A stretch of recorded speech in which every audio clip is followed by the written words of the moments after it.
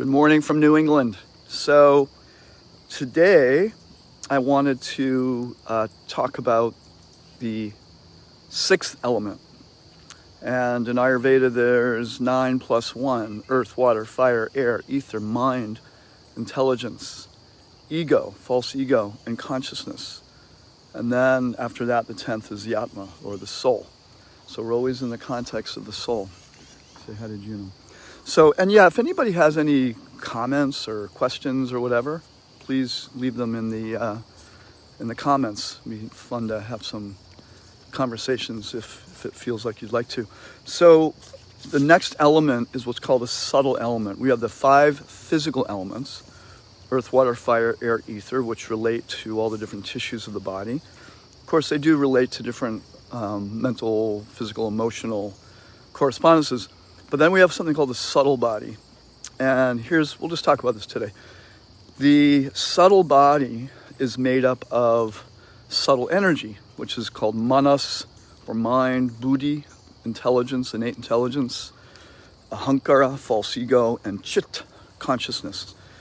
And so that's a subtle body. And it's said that when someone dies, their subtle body goes with them, where the physical body goes back into dust, as we've heard. It dissolves. But the subtle body we take with us. So this is the whole understanding of reincarnation and how that works, where when the soul leaves the body, it carries with it the subtle body. And the subtle body is made up of desires, experience, imprints, impressions, so many things. And that's what goes with us. And that's why even when we take another birth, that we may not remember our previous life, although sometimes people do, especially when people are very young. Young children often do.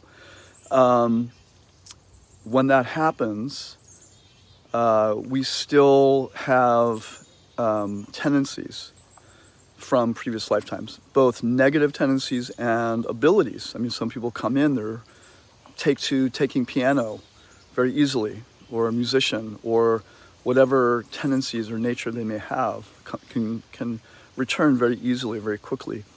So the subtle body. So the first aspect of the subtle body is called the mind. And the mind is the most dense part of the subtle body. It's really the part of us that accepts and rejects and likes and dislikes. And it goes all over the place. It's basically, it's kind of like, I like this, I don't like that. I want this, I don't want that. It's where all our desires come from. So